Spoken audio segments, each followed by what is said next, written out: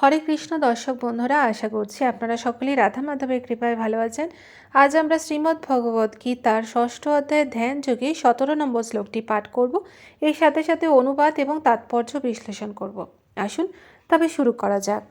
যুক্তাহার বিহারস্য যুক্তচেষ্টস্য কর্মসু যুক্তস্বপ্নাববোধস্য যোগ ভবতি দুঃখঃ।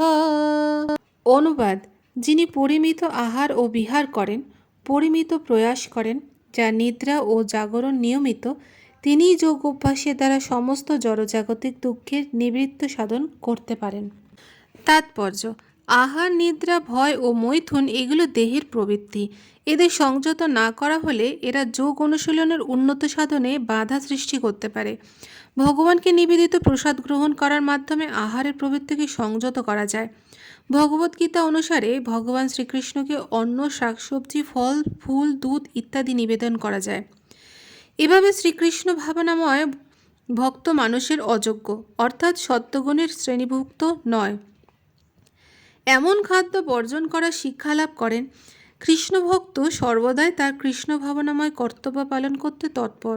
তাই তিনি প্রয়োজনের অতিরিক্ত নিদ্রা উপভোগকে মস্ত বড় ক্ষতি বলে মনে করেন। অভর্ত কলতম, কৃষ্ণভক্ত শ্রীকৃষ্ণের সেবা না করে একটি মুহূর্ত নষ্ট করতে চান না। তাই তিনি খুব অল্প সময় নিদ্রার জন্য ব্যয় করেন। এই বিষয়ে তার আদর্শ হচ্ছেন শ্রীল রূপ গোস্বামী, যিনি সর্বদা কৃষ্ণ ভাবনাময় আবিষ্ট থাকার ফলে কেবলমাত্র 2 ঘন্টার জন্য নিদ্রা যেতেন। কখনো কখনো আবার তাও হতো না। নামাচার্য ঠাকুর হরিদাস প্রতিদিন তার নির্দিষ্ট 3 লক্ষ নামজপ না করে মুহূর্তের জন্য নিদ্রা যেতেন না এবং এমনকি প্রসাদ পর্যন্ত গ্রহণ করতেন না। কৃষ্ণ সেবা ছাড়া কৃষ্ণভক্ত আর কোনো কর্মই করেন না। তাই তার প্রতিটি কর্মই সংযত এবং ইন্দ্রিয় তৃপ্তির কুলস থেকে মুক্ত।